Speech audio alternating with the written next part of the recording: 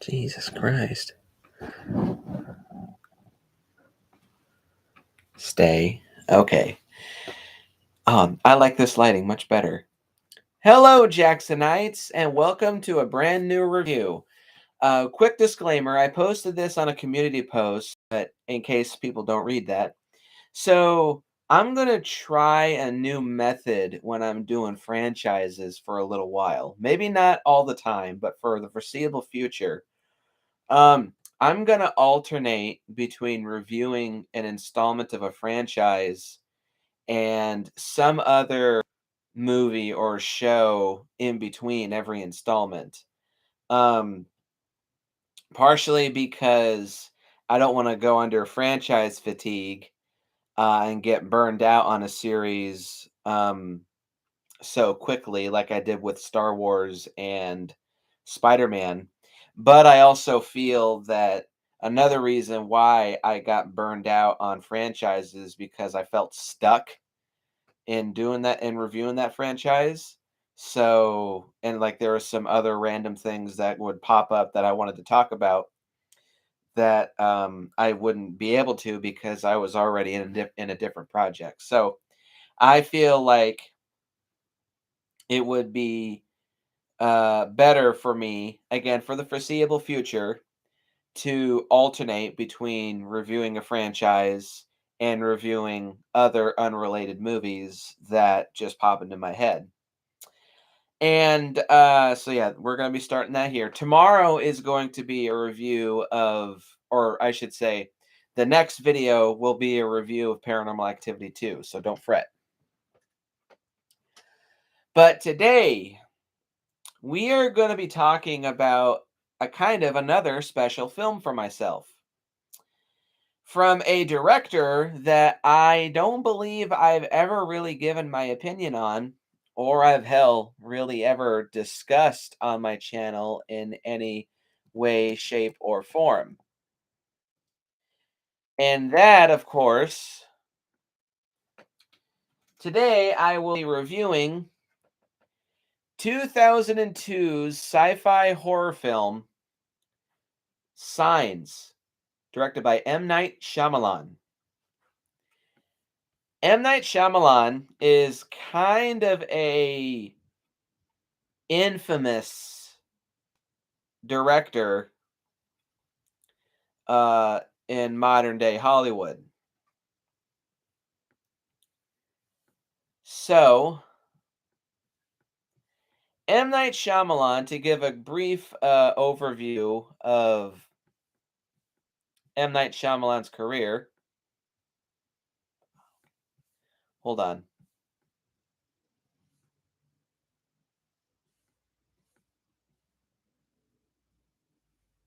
Here we are. Here's his filmography.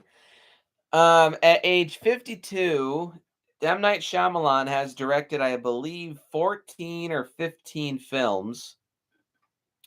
And he's worked with a wide variety of actors throughout his career, some of them pretty surprising. But he broke through. He did two movies beforehand. In 1992, he did a movie called, it was his first film called Praying with Anger, which I've never seen. Then in 1998, he did the film Wide Awake, which I've also never seen. But the thing that launched him, of course, to international stardom was his 1999 film, The Sixth Sense, which I have seen. I know of the twist. It's a decent movie, but it's a watch once film. In 2000, he released the film Unbreakable, his second movie with Bruce Willis. In 2002, he released Signs, and his career really took a turn for the controversial with his 2004 film The Village.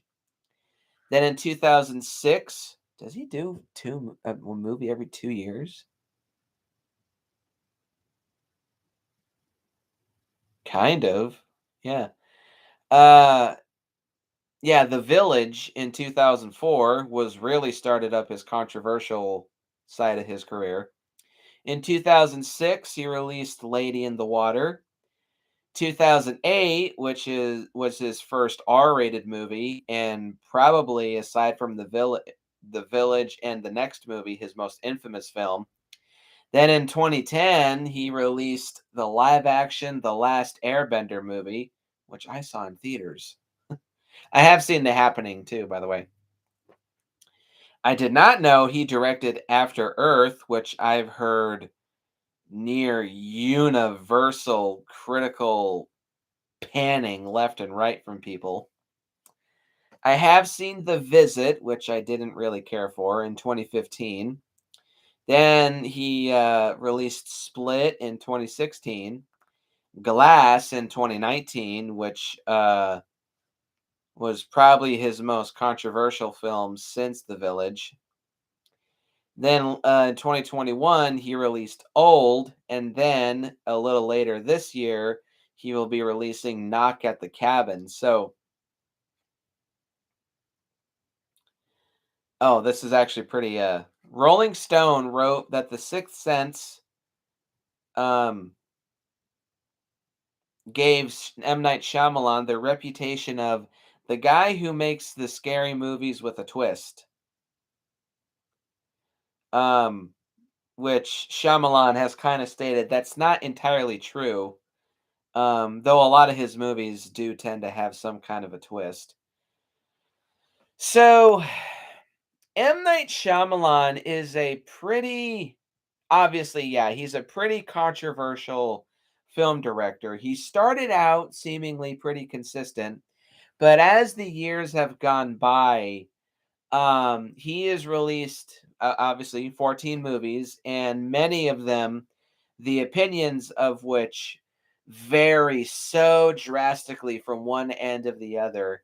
I've seen some people call M. Night Shyamalan one of the worst film directors of all time, which I think is a drastic exaggeration. I've seen some people say that M. Night Shyamalan is one of the most brilliant and genius film directors of all time. I kind of tend to lean more towards that, honestly. That being said, he's not one of my favorite film directors, but he is a director that I do admire, and I do think that he definitely has his own style and his own personality and calling cards in his films. And I would definitely say, yeah, he's a very accomplished filmmaker. He is a big fan of films, and he's a big fan of making movies. And he certainly has balls. Some of his movies have some twists that definitely ruffle feathers. Some people love them, some people hate them. But it's admirable that M. Night Shyamalan is one of those directors that's not afraid to take risks in implementing those kind of controversial twists to his films. Like, take The Village, for example. I'm sure no other film director would have had the balls to make a monster movie and then reveal the monsters are fake, and then reveal what you thought was a movie set in the 1820s is turn out set in modern day. No other director I can think of would have had the balls to pull off a movie like that, except for M. Night Shyamalan. So, sure, the twists sometimes may be incredibly stupid, but you still have to admire that the man had balls enough to write the film out and shoot the movie that way and stick to his guns. So kudos to you, Mr. Shyamalan, for that. But of all movies that I've seen from M. Night Shyamalan, not many. Again, I've seen Sixth Sense, I've seen this movie, I've seen The Happening, I've seen The Last Airbender, and I've seen The Visit. So only four movies. Of the four films that I've seen, without a shadow of a doubt, Signs is my favorite of all of his movies. I am interested in checking out more of his filmography, um, especially as of late.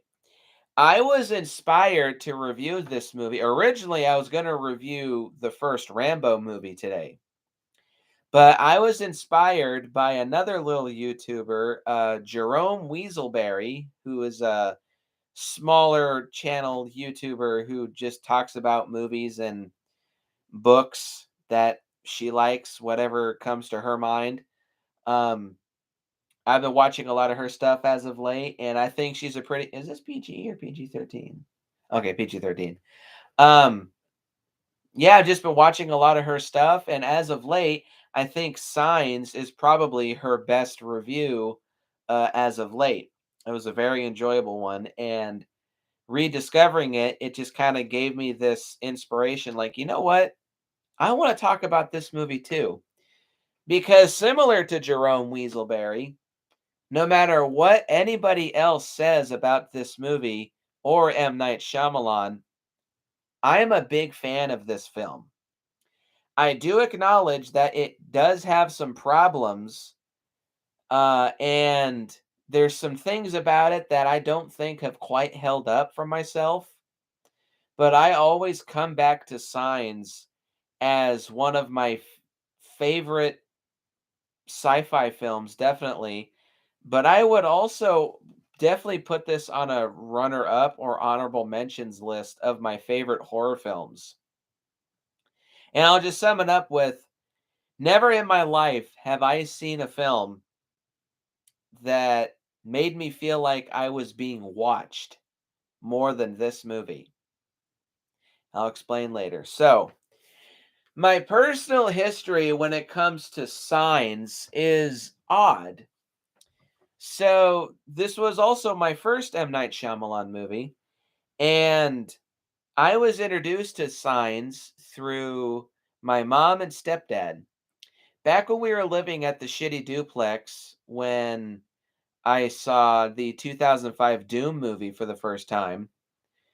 Not long after I saw Doom 2005, I saw Signs. My mom and stepdad wanted to have a movie night with me.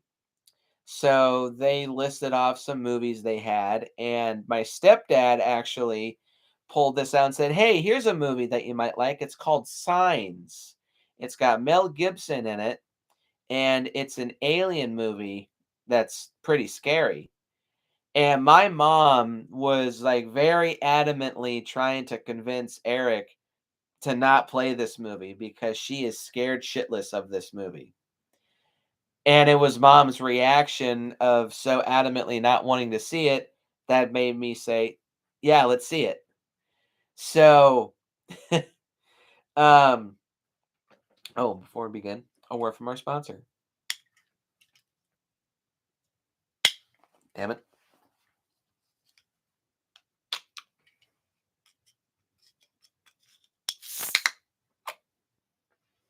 I was lame. And yes, I am armed to the teeth.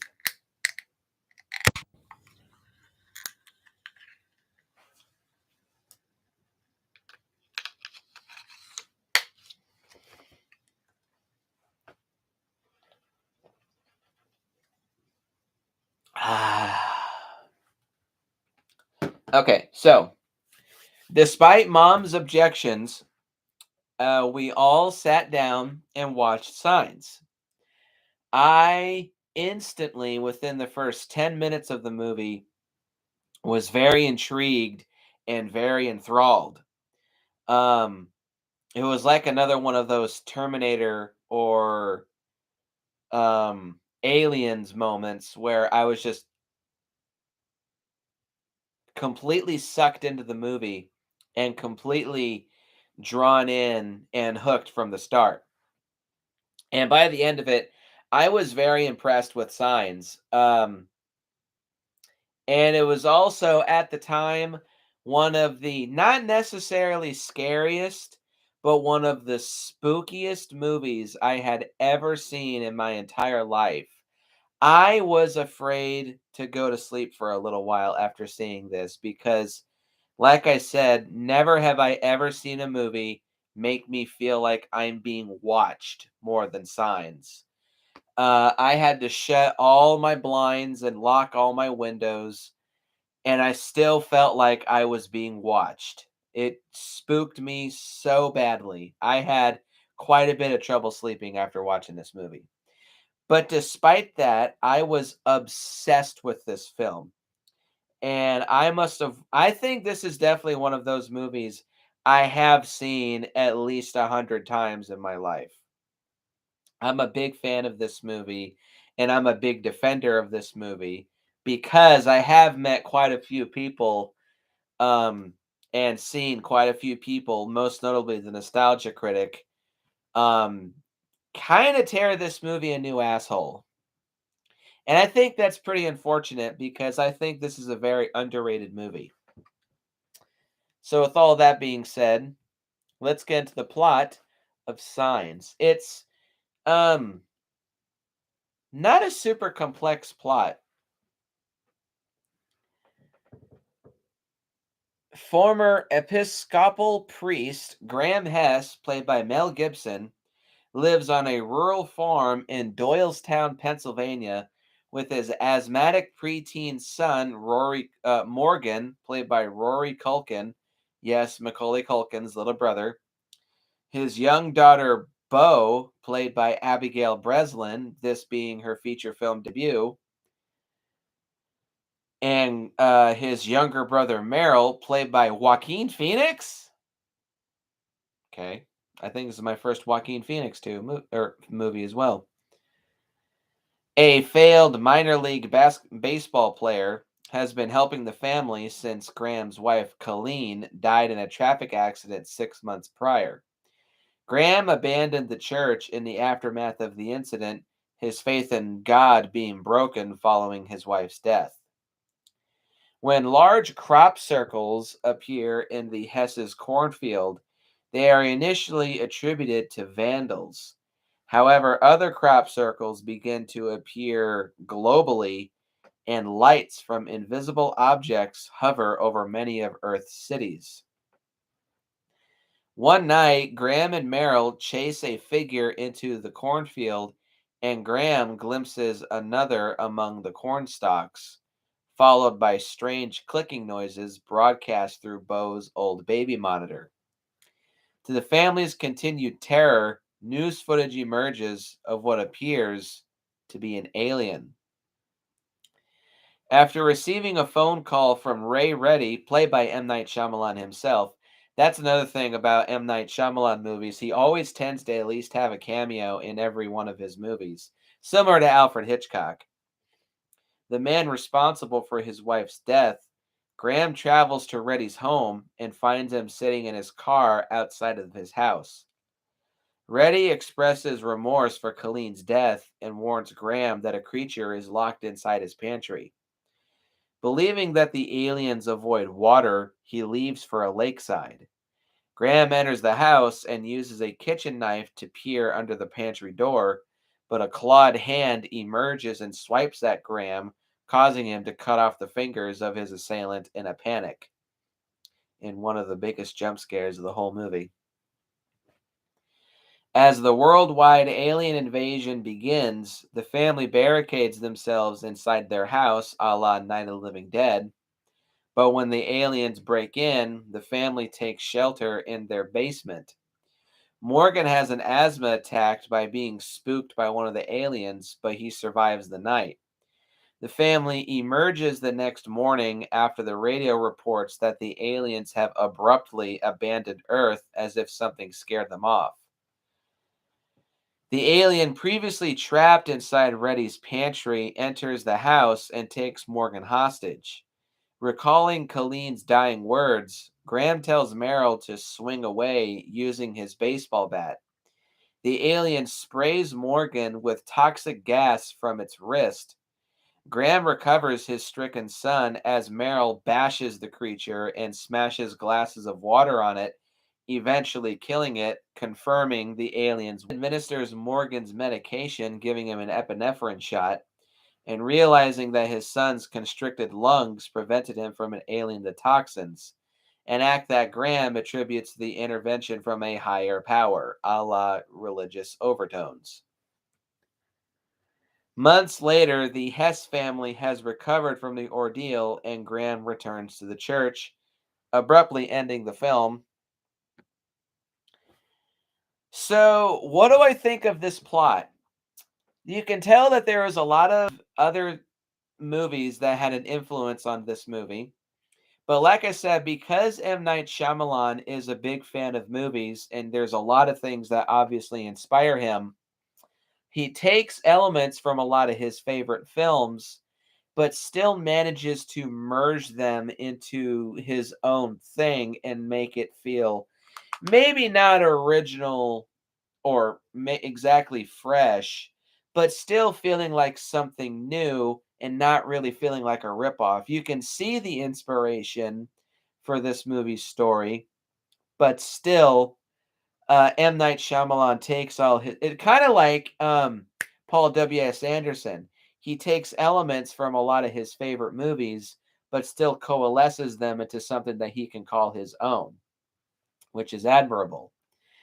And, yeah, I like the movie's story. I did have a period of my life where I was obsessed with extraterrestrial life. Like all the conspiracy theories and all of the supposed UFO sightings all over the world, including, cornfields, or like crop circles specifically, and supposed sightings and supposed alien abductions. Ironically, even though it sounds a lot like the X-Files, I never watched the X-Files as a kid, but I had a point of time in my life where I was very interested in investigating possible extraterrestrial life, and this movie really spoke to me because I did see this at a time when I was kinda coming off the cusp of that obsession, but it still spoke to me, and a lot of stuff in this movie, just made reminded me of all the stuff that I was researching. I was like, "Oh, yeah, I've heard of this, I've heard of that, seen that, seen that. Yeah, this is all very familiar to me." And that's another reason why this movie has strongly resonated with me because it always reminds me of that time when I was obsessed with researching extraterrestrial life. Um, and I think this is one of the best movies aside from the X Files. And there's that one movie, I can't remember what it's called, but it's a recreation of a supposed alien abduction case that happened in the middle of nowhere involving an RV and a group of strangers. I can't remember what that movie's called, but I remember that scaring the shit out of me too, similar to this movie. Um, yeah, that and Signs are some of the best alien invasion extraterrestrial exploration movies, in my opinion.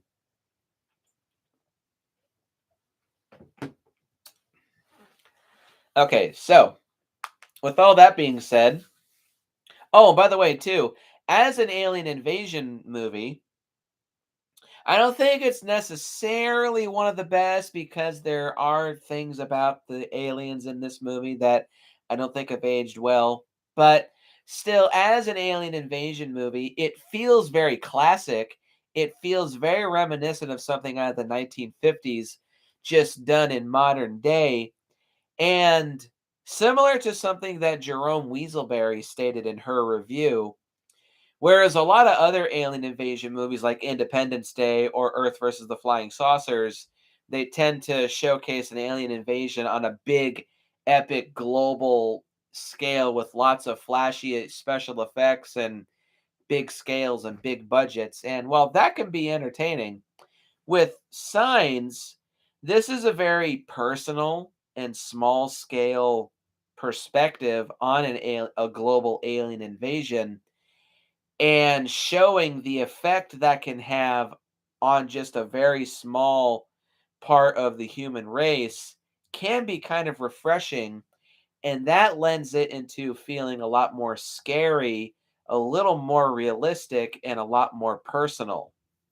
And I think this movie probably hits a lot stronger than something like Independence Day or Earth versus the Flying Saucers. So that's pretty refreshing and very well done, in my opinion. So, with all that being said, let us get into the pros and cons of Signs.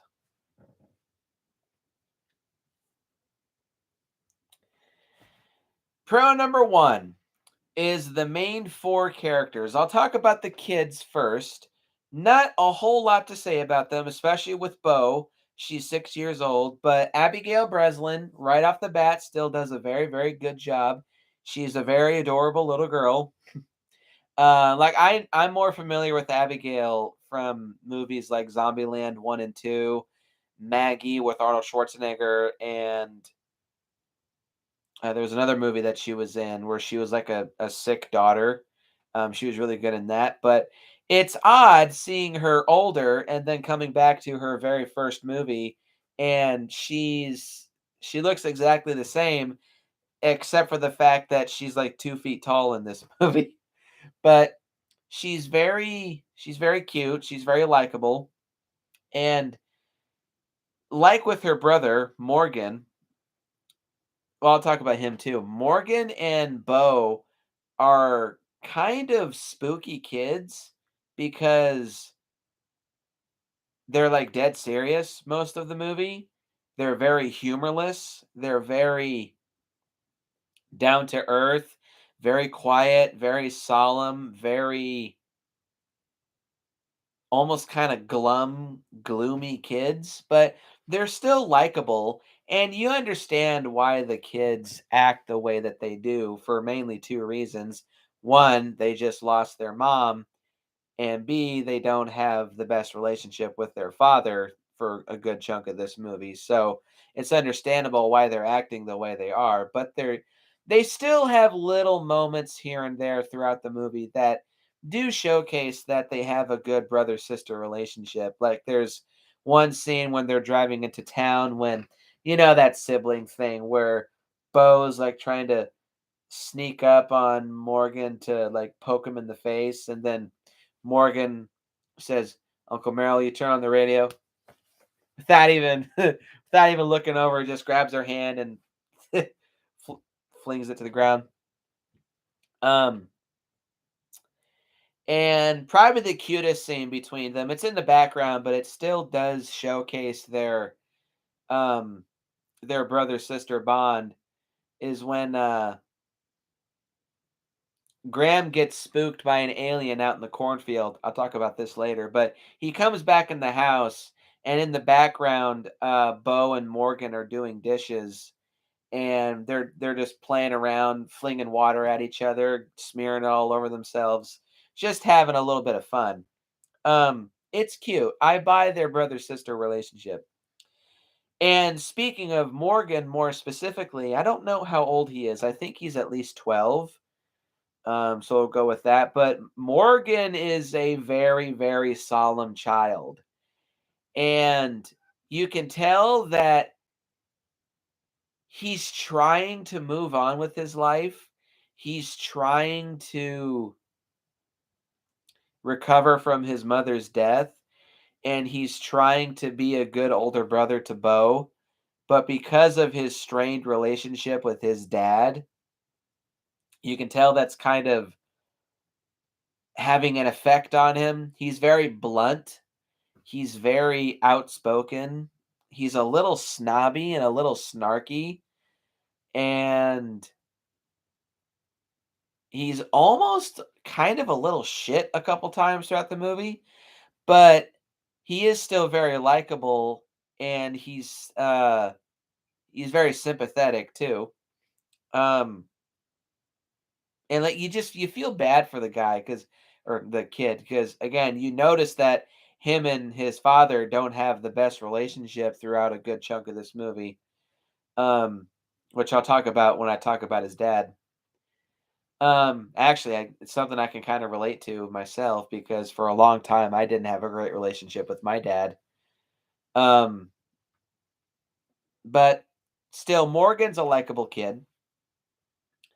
Then we have Uncle Merrill, played by Joaquin Phoenix. This was my first Joaquin Phoenix movie, and not long after this, I saw Gladiator. Um, actually, no, I did see Gladiator first, but I didn't remember seeing Gladiator at the time when I saw this, but honestly, aside from Joker, whenever I do think of Joaquin Phoenix, I think of Signs. He's very likable. He's kind of an opposite to his brother Graham. Um, Merrill is a very take action kind of guy. Um, oh, Horror and Metal is here. Yeah, I'm reviewing Signs. Um, Merrill is a very take action kind of guy. He's a little more not flamboyant, but he's a little more of a people person. He's a little more extroverted and a little more outgoing. He's a bit more of like the fun uncle. But he does a lot of really good acting throughout this movie. Like he says a lot with his face, and um, he's also a very physical guy for a good chunk of this. Um, and his brotherly bond and chemistry with Graham, I think, is very believable. Even though Joaquin Phoenix and Mel Gibson, I think, look absolutely nothing alike.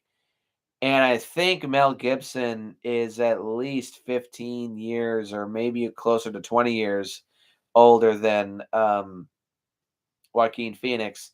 I still do buy them as brothers. They have a very believable brotherly bond, in my opinion. But yeah, he's probably my favorite character in this whole film. And then we come to the main character of this movie, of course, is Graham Hess, played by Mel Gibson. I'm a big fan of Mel Gibson. I do think he's a great actor and director. Like I love The Patriot. I love all the Lethal Weapon movies, of course. I love Braveheart. That's probably his best movie. I'm very excited to check out Lethal Weapon 5. Um, well, I didn't really care for the Mad Max movies, but those were all pre-Lethal Weapon. So I feel like that I can just ignore that. That's a blemish on his career as far as I'm concerned. But I do think he's a good actor and I do think he's a good director. And Signs, I think, is simultaneously probably Mel Gibson's most unique role. And I probably would say it is one of his best acting roles. Sort sort of excuse me. Excuse me. God damn.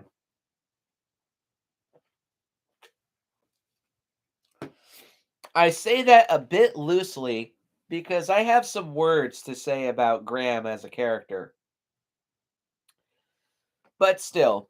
Okay, so there's a lot going into Graham's character and there's a lot of layers with him. He's a former pastor and he's a farmer and he's a family man. Um he like I said, he lost his wife in a really bad car wreck and he left the church and turned his back on God. Okay, so this movie does have a lot of religious themes. I'm not a fan of religion myself. Like I believe in karma and I believe in a higher power, but I don't adhere or follow any specific religion because I think there's a lot of bigotry and hypocrisy and hatefulness in a lot of religions around the world, and I want nothing to do with that. Like I firmly believe this might land me in some hot water.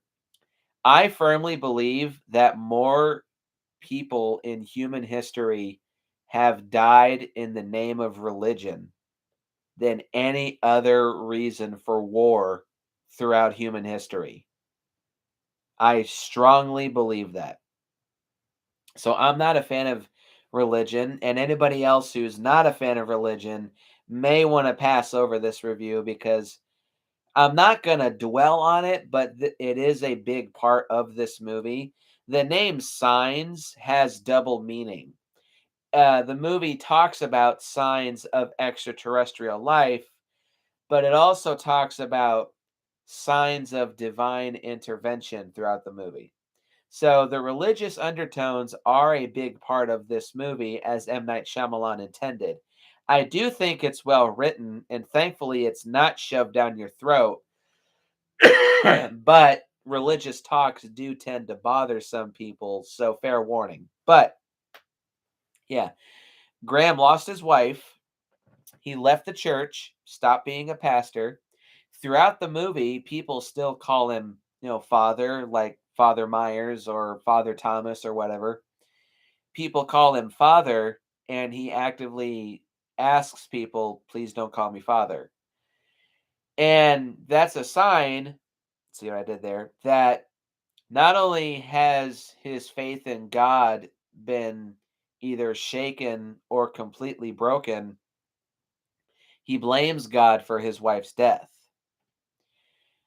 Similar to the story of Job from the biblical story, um, which I'm sure there have been people who were heavily religious who had something catastrophic happen to them, and they too turned their back on God, blamed God for that person's death. I'm sure it's happened many times. And as a result, I do think that Graham is pretty sympathetic as a result. I think I just said that twice. Yeah, I do find him to be very sympathetic because I'm pretty sure I would do the same if I was to lose Meadow or my son. I probably would be pretty bitter and angry. And Graham himself is a pretty bitter man throughout a good chunk of the movie. He doesn't Fuck. Why do I have such a dry throat?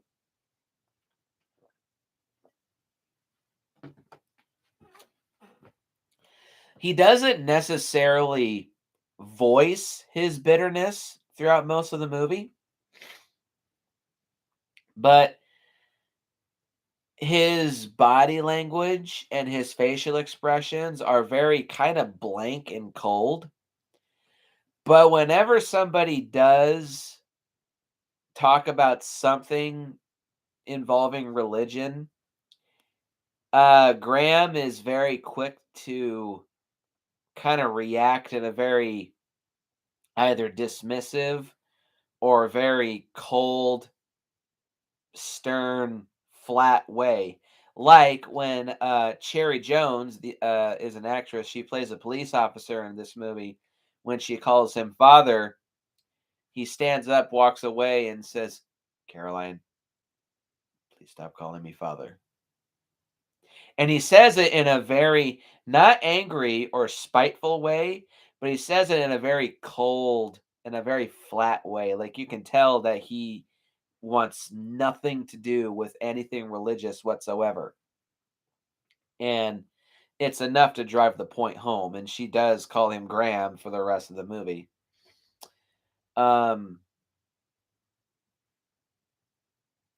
but still, Mel Gibson does do a very good job of playing a man who is obviously very hurt and he's very not quite traumatized, but he's just very devastated and um just not in a good state of mind, not in a good place in life. He just lost his wife, and I don't think he's necessarily estranged from his children, but he is struggling to raise them um after the loss of his wife because Colleen was obviously a very big part of his kid's life, and he just doesn't know how to be a single parent. Meryl helps, which that's why he moved in so that he could help raise the kids. And I'm sure that Graham is very appreciative of that, but he still obviously struggles to be a single parent and he struggles to be in his children's lives as much as he can um, with all the shit that he has to do. It's obvious that there's a big disconnect between Graham and his kids, and Graham is having a hard time coming to terms with that. And at the same time, too, he struggles to keep his bitterness away from his kids. It reaches its boiling point during the dinner scene, which is a very difficult scene to watch. So I'm going to describe it. Before I talk about that, though, the reason why I have choice words to say about Graham, there are times when Graham is kind of almost unlikable because of how he treats his kids at times. Um Now, the movie plays it off as Graham trying to be protective and Graham trying to, keep his children away from the evolving alien invasion. But it also, to me, comes off as parental denial. There's some kind of severe, major event occurring around the world. And for a good chunk of the movie, Graham is trying his best to keep his kids in the dark intentionally so that they don't get obsessed with whatever is going on around the world, but also so he doesn't have to. He's trying to bury his head in the sand, essentially. He's trying to deny what's going on and ignore what's going on and pretend whatever is going on is not happening just so that he doesn't have to face the facts that, hey, aliens are real. They're coming to attack or invade. And Graham is trying to keep his head buried in the sand, and he's trying to do the same for his kids. And sometimes how he acts towards his kids is kind of unlikable. Like they just sit up and watch TV and the news and aliens shit and such nonstop. So he says, we're not going to watch TV.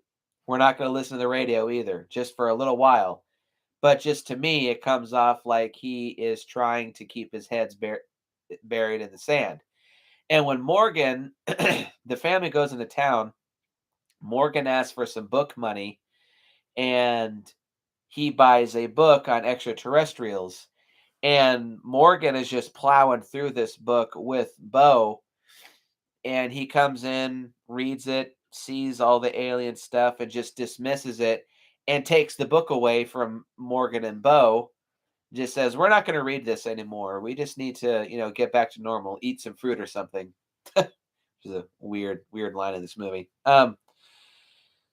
And his unlikableness comes to its head in the dinner scene. So, the night of the invasion,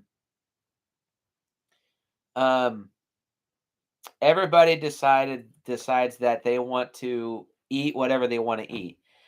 Um, Bo has spaghetti, just for the hell of it. Uh, Morgan gets French toast and mashed potatoes. Meryl gets chicken teriyaki, and Graham makes a bacon cheeseburger with extra bacon. I'm hungry. um, So they have all this fun making all this food, but when they sit down to eat, nobody has an appetite because they're too tense and freaked out about the whole alien situation. And Graham says, "What's the matter, everyone? Eat." And Morgan says, "Maybe we should say a prayer." No, why not? We aren't saying a prayer. But Bo has a bad feeling. I had a dream. We aren't saying a prayer. Eat. I hate you. Sorry. Morgan just throws that out there. I hate you. That's fine. You let mom die. Morgan says, Meryl. And then um, Graham looks at Morgan with the most cold, flat look and says, I am not wasting my life for one more minute on prayer. Not one more minute. Understood? Now we are going to enjoy this meal. Nothing can stop us from enjoying this meal, so enjoy it! Stop crying! As Bo is sitting here sobbing. And Oh, Jesus. Morgan says to, oh, shit. This is not wanting to cooperate today. Um, I lost track. Oh, yeah. So Morgan says to Graham, "Don't yell at her." And then Graham is just kind of shaking there with anger.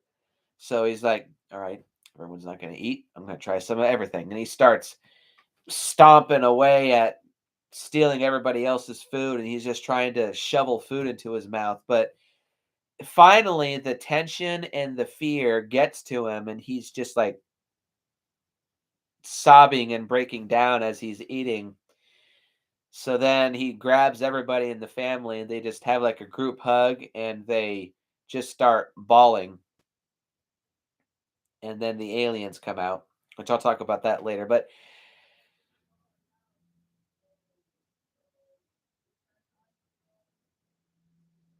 it's a sorry, there's hooligans outside my window. It's a very difficult scene to watch. And it's a very difficult scene to listen to because I'm sure that this kind of situation, not minus the aliens, but like a passive aggressive resentment and tension and borderline hatred, I'm sure, has eventually come to a boiling point to where it's exploded over a family. And I'm sure it's relatable, but the scene is just so hard to watch. I know it was intentional, so it's well done and well acted on the actor's part, but that's the peak of when Graham is kind of unlikable, but it's for sort of understandable reasons. So that's why I have kind of mixed opinions on Graham as a character. On one hand, I do think that it probably is one of Mel Gibson's best roles and his best performances. The character, though, he's well written, well acted, and well executed, but he is still very frustrating to watch at times. So that's why I feel so conflicted. It was designed to be that way, but I feel like it was designed a little too well. But still, the four main characters, they're all very likable. They're very sympathetic. You buy their family dynamic and you buy their, um, care and concern and love for each other by the end of the movie, even if it is pretty thin at some points in the film. Oh, and I should clarify. So the reason why there's resentment amongst the family is this is never stated, but well, no, it kind of is. Morgan kind of blames Graham for the death of his mom, which I'm sure Graham probably took to heart when he said, "You let mom die." That's why I say Morgan is almost kind of a little shit at times, but yeah, I mean, it's kind of understandable. A 12-year-old kid doesn't exactly understand fully why their mom died, and so he's just going to try to find some kind of blame. And closest one, of course, is going to be his dad. There's also a point in time when he says to Uncle Merrill, "I wish you were my dad." This is the only time that Uncle Merrill he doesn't snap at him or is like angry or anything, but he sternly says to him, "What did you say? Don't you ever say that to me again, ever." That's the one time that Uncle Merrill is kind of stern with Morgan, but he's not like Graham. Graham probably would have just shouted and screamed at him, but Merrill just kind of gave him that stern look and the stern tone of voice, like, "Hey, don't say that again, ever. That's not cool." Um, yeah, all the characters are likable. They're all sympathetic, and the family dynamic is well done, in my opinion. That's the first pro, and I have 10 more to go. Well, some of these, or no, a lot of these pros do kind of tie in with each other. So I'm kind of doing a reverse Trevor Boy where he lumps a lot of things together, but still. Pro number two is there's a lot of really good dialogue in this movie. Um, Mainly, I'm referring to a scene in the movie when Graham is talking about. So at one point in the movie, when the aliens' lights start appearing over cities in the sky, they're watching news reports well into the night, and Graham and Meryl are talking about. Um, so what's your reaction to seeing all these? And then Graham goes into a monologue saying there are two types of people when they see something like this. Group number one sees it as a sign, sees it as something that proves divine intervention or proof that there is somebody watching over us. Group number two sees it as just luck, happy turn of chance, happy twist of fate. But when the group people in group number two see those 14 lights, it fills them with fear because they feel that they are on their own. And the conversation shows that Meryl is definitely one of the people in group number one, and Graham very bluntly, not in an angry way or a spiteful way, but he very bluntly and almost kind of bitterly makes it very obvious he's one of those group number two people. He firmly says, "We are on our own. There is nobody watching over us." And it's definitely at that point in the movie that I think it's hammered home that Graham's faith in God is completely gone. Excuse me. But yeah, overall, not a whole lot to say about this, but there's a lot of really good dialogue in this movie, allowing talented actors like Joaquin Phoenix and Mel Gibson to just act and deliver their lines in a way that's captivating. Pro number three is there's some decent humor in this movie. Another aspect of M. Night Shyamalan's movies is that he tends to write very quirky and offbeat characters. Kind of similar to Eli Roth now that I think about it, but in a more likable way. But a lot of his characters tend to have some kind of weird tick to them that makes them kind of funny. Not so much with Graham. He's kind of a square for a good chunk of this movie. No, there's one part where it's a little funny. I think it's the funniest part of the movie. So there's a scene when Graham sees a figure on top of the roof of his barn, and he thinks it's one of the prankster kids from around the area, Lionel Pritchard and the Wolfington brothers. Um, so he wakes up Meryl and says, Lionel Pritchard and the Wolfington brothers are back. So then they get dressed, and then Meryl says, it's time for an ass whooping. Okay, so what we're going to do, we both run outside in opposite directions. We act crazy, insane with anger, make them crap in their pants, and then we'll force them around the side of the house. Explain that crazy. Curse and stuff. Well, it doesn't sound very natural when I curse. Just make noises then. Explain noises. Are you going to do this or what? No, I'm not. Well, you want to steal something in the house next time? It sounds like a good like brother bickering session, which that's good too. But they they then run outside in opposite directions, and Graham's like, "Ah, I'm insane with anger." And then Meryl's like, "We're gonna beat your ass, bitch." And then Graham says, "I'm losing my mind. It's time for an ass whipping." It's funny. It's kind of almost cringy because of how stupid it is. But then you realize afterwards, oh, these guys were chasing an alien. And that's kind of what makes it a little more funny because it's a little more stupid. Like the thought of two grown men pretending to chase down a couple kids are actually taunting an alien. Um, it's kind of twistedly funny. Um, That's really about it. The offbeat sort of humor, it's very M. Night Shyamalan. It's funny. It's a little cringy, but that's kind of also what makes it a little more funny.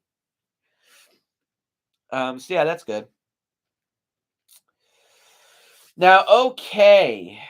Well, actually, before I get to that, pro number four, I will say there's a lot of themes in this movie. So, this movie was praised positively for its themes of faith, kinship, and extraterrestrials.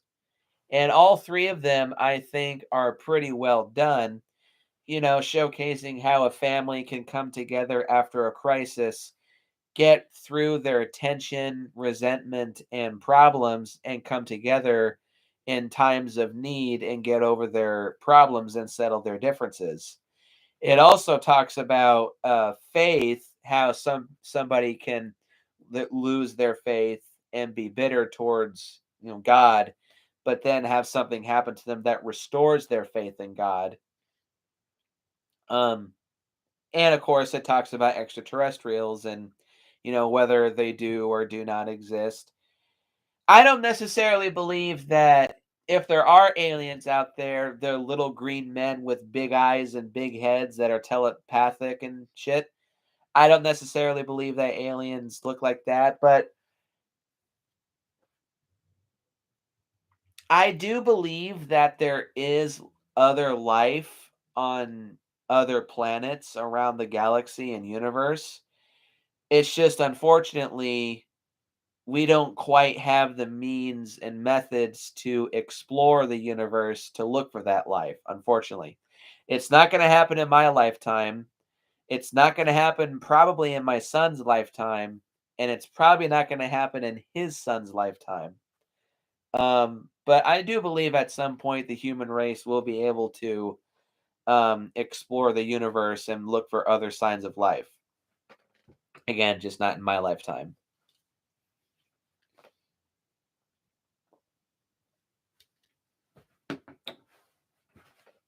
unless we find something on Mars. um, so yeah, the themes are all well done. They're not shoved down your throat, unlike a lot of others. I wouldn't necessarily say they're subtle, but they don't get in the way of the movie's story and feel forced and contrived. So okay, pro number 5 and 6 have to do with each other. The amazing creepy music and the amazing creepy sound design. To again quote Jerome Weaselberry, an effective horror film scares you with both sight and sound. And this movie has both. But talking about the sound, the music for this movie was done by James Newton Howard, whom is a film composer I don't think I've ever talked about, or at least not in depth. But he's definitely a very good music composer. Let's see, what's some music he's done? His film scores include Pretty Woman, The Fugitive, Space Jam, Peter Pan, King Kong 05. Oh, I love that music. The Dark Knight, which he composed with Hans Zimmer. He also has extensively collaborated with directors M. Night Shyamalan and Francis Lawrence, having scored 8 of Shyamalan's films since The Sixth Sense and all of Lawrence's films since I Am Legend. So he definitely has quite a varied repertoire under his disposal.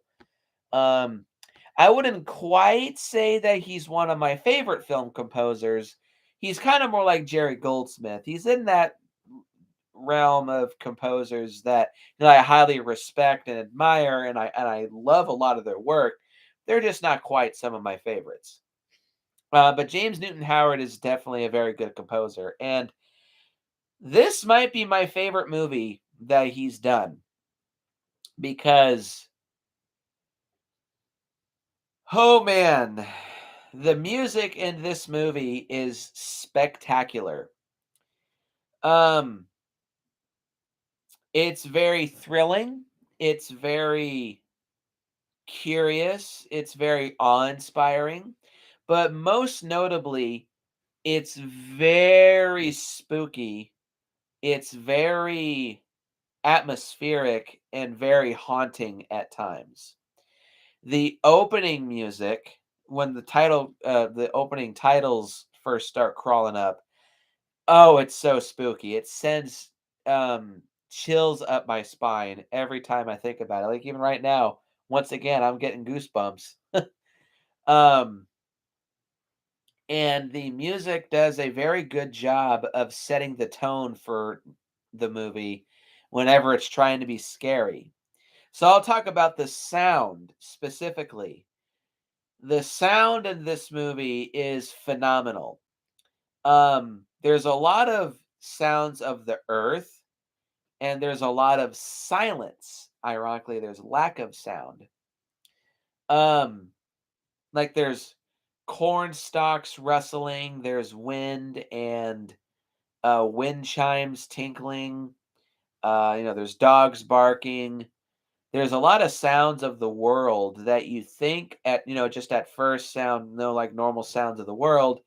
But as the movie goes on, the movie lulls you into listening for things that aren't shown because the aliens can change color. They're like chameleons.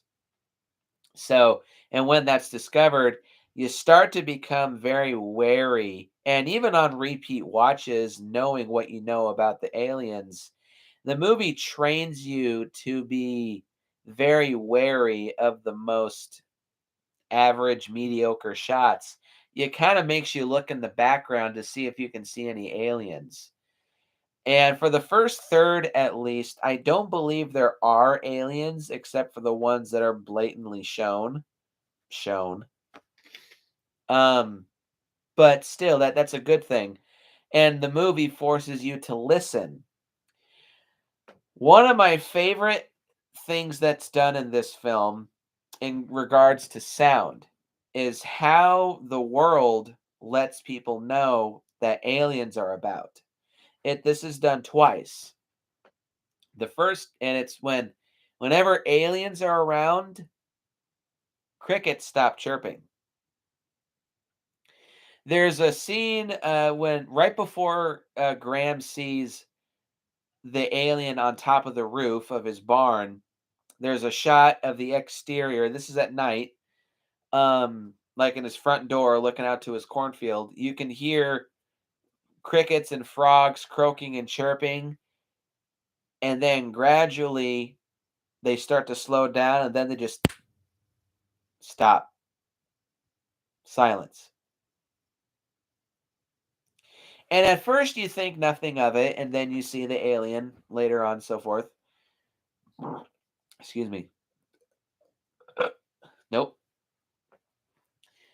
So then later on in the movie, right before the aliens attack the house, there's a scene when Graham looks out a window and the camera is pointed at him through the window. You hear the crickets chirping, and very quickly they stop. And that is when you figure out, oh, yep, they're coming because the crickets are being quiet. They sense a predator. That does tend to happen when there's a large predator about. Crickets and frogs don't make a sound because they're afraid of a predator finding them. And it kind of like really makes you tense up because at least as far as I'm concerned, like if I was out in the middle of nowhere and I did hear crickets and frogs and then all of a sudden it was dead silent, I would shit my pants. And you would too. If you're out in the middle of bumfuck Egypt and it was dead silent when you previously heard crickets, you'd be pretty wary. Um, and a lot of the breathless silence of the movie is very, very tense and riveting. Another way that the sound adds to the alien's presence. So, full disclosure, this is a 1 hour and 48-minute long movie, and the aliens have a grand total of maybe 2 minutes of screen time. You barely see the aliens and you barely see their full bodies. It's very quick shots, and a lot of times they're in the background very briefly, and a lot of times they're obscured. There is a couple shots in the movie where you do see them fully lit, but again, it's very brief. Normally that would bother me, but in this case, because they do such a good job of implying their presence rather than showing them, I don't mind it, especially with how creepy it is. I like to describe it as they took a Jaws approach. They implied the alien's presence rather than just full on showing it to build and add suspense and tension. Another one of my favorite scenes, this is probably, in my opinion, the creepiest moment in the whole movie.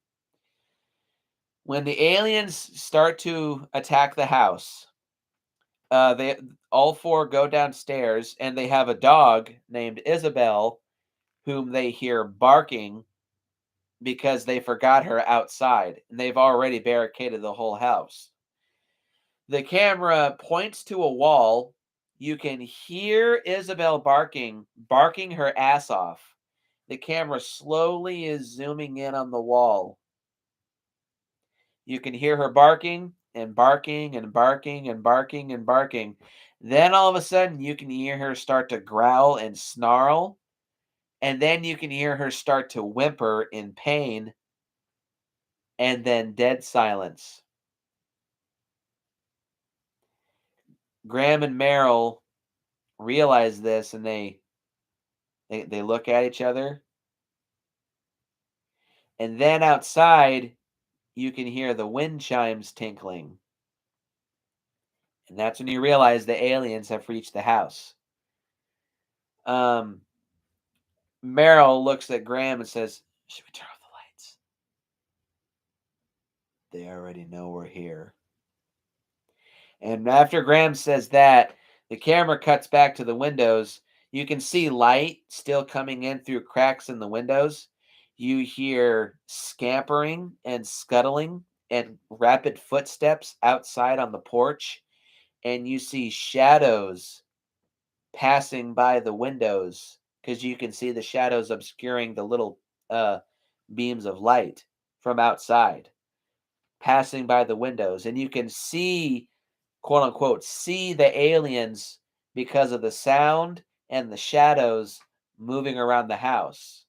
And you can also hear when they get up on the roof and they start banging on the doors trying to get in. It's very nerve-wracking and it's very tense and spooky. Like it gets you on the edge of your seat, or just like again, kind of like with paranormal activity, you're just like tensing up, grabbing your chair because you're just so creeped and spooked out. It's so well done. It's so minimal, but it's so well done. I love it. Great, great sound in this movie. And this will actually just lead me into my next pro. Fuck. Hold on.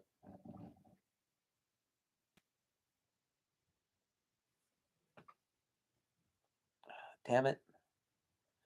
Sorry, I just messed up my thing.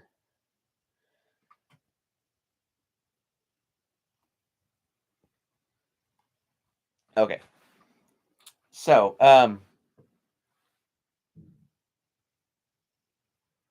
yeah, pro number 7 is the amazing suspense, the creepy atmosphere, is pro number 8, and pro number 9 is the jump scares.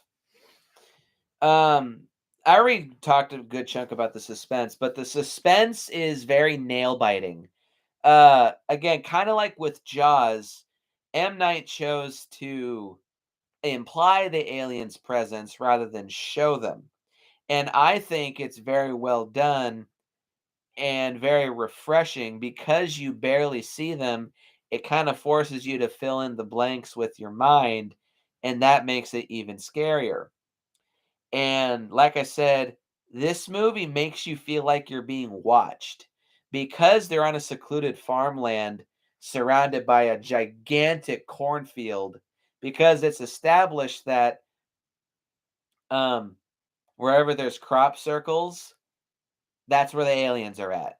There's lights appearing in the sky at or within 1 mile of crop signs. Now it's theorized, but there's a good chance that this is true. The crop circles were used for navigation. So wherever there's crop circles, that's where aliens are at. They're going to be at the crop circles, or they're going to be within a mile of crop circles. And it kind of fills you with a lot of dread, so you realize, oh shit, yep, they're going to be here pretty soon. And it's really spooky and really nail biting. And the atmosphere is choking at times because you constantly feel like you're being watched and you feel like you're being stalked and followed at all times. The atmosphere is very tense, choking, nail biting, and at times outright unbearable, in my opinion, because you know they're out there, but you can't see them, you can't find them. It's frustrating and almost.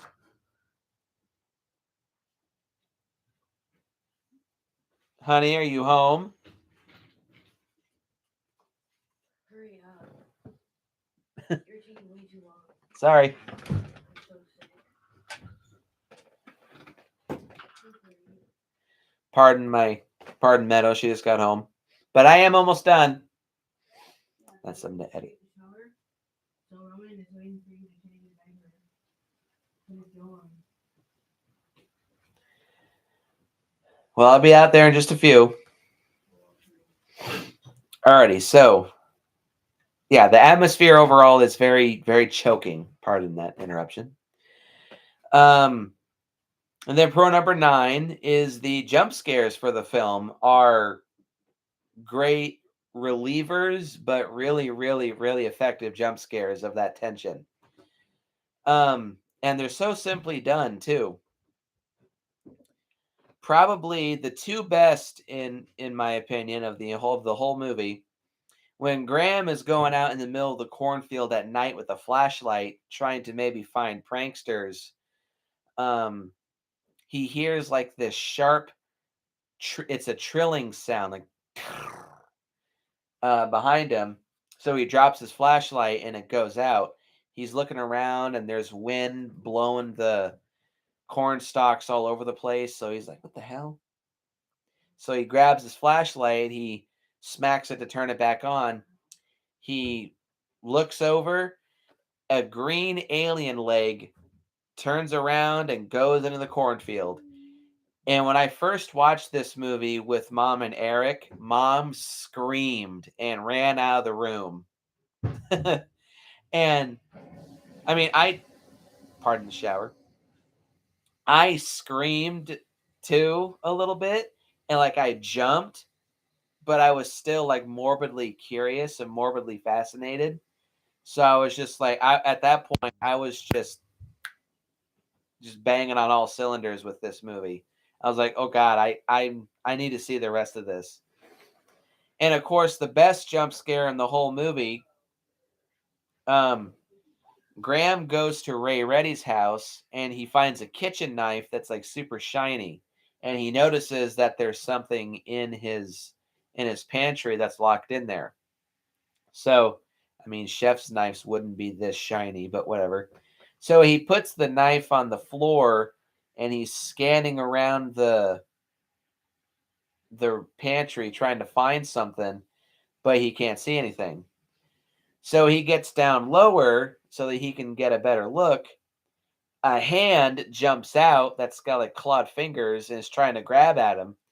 Graham gets spooked. He grabs the knife and chops off 3 of the alien's fingers. And as soon as that happened, you hear the alien screech in pain, and then Graham screams in fright, and then cut to the next scene. It's a really, really good jump scare and a very effective one, in my opinion. Fuck my nose.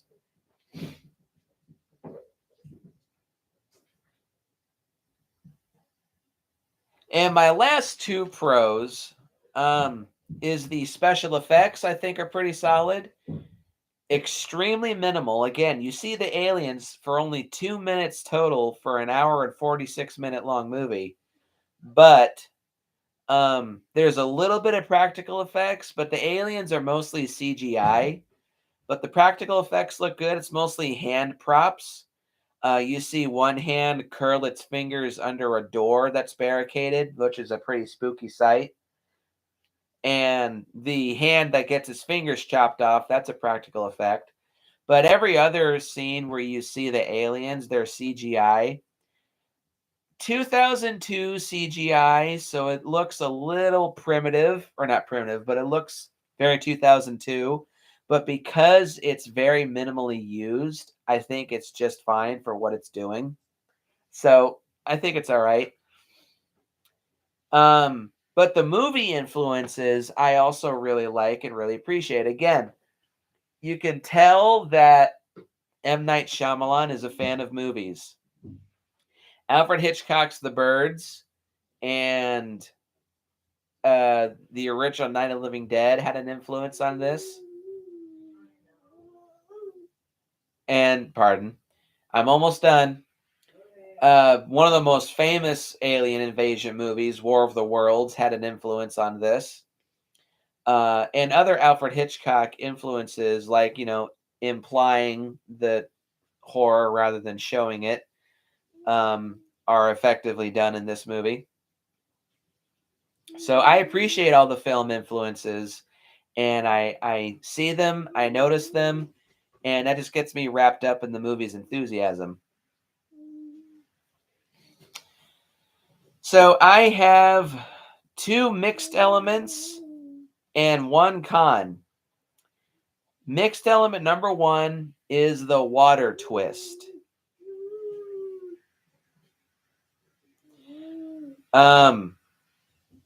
Yes, it is a bit odd and kind of stupid that an intelligent alien race comes to invade a planet that's 70% water, even though they themselves are harmed by water.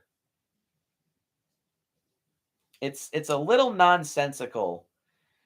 And the other mixed element is the aliens themselves. They look fine, but they're not very intimidating once you realize that they're vulnerable to water and they're pretty easily harmed by conventional weapons. So they have great suspense and buildup, but once you realize that they're so vulnerable, that kind of takes away a lot of their terror. And my one con with this movie, I think the ending is very anticlimactic and abrupt. Like, as soon as the alien in their house is killed, that's the end. It cuts to 6 months later, Graham is going back to the church, end of the movie. The movie never tells us like what happens after this. Do the aliens come back?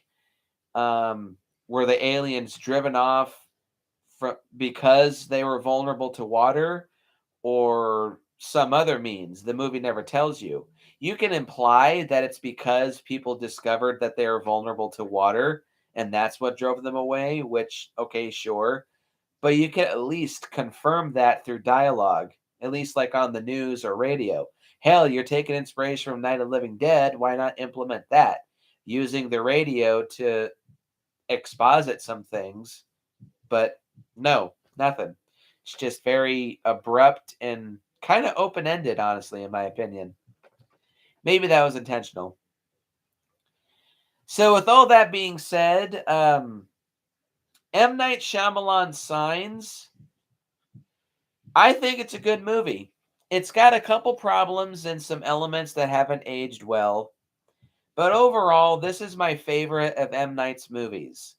Again, maybe not quite one of my favorite horror films, but it's a very enjoyable movie, in my opinion, and is a very underrated film, in my opinion. So I'm going to give this movie a very solid 9 out of 10. Post your comments down below. Let me know what you think. Hit the like button and hit the subscribe button and share this video with your friends. And as always, go out and if you see crop circles in your cornfields and you suspect there's some aliens about to start attacking you, just get some squirt guns. Might be an effective way to ward them off, which is a pretty sad race of aliens, not if you think about it. And I will see you guys in the next video.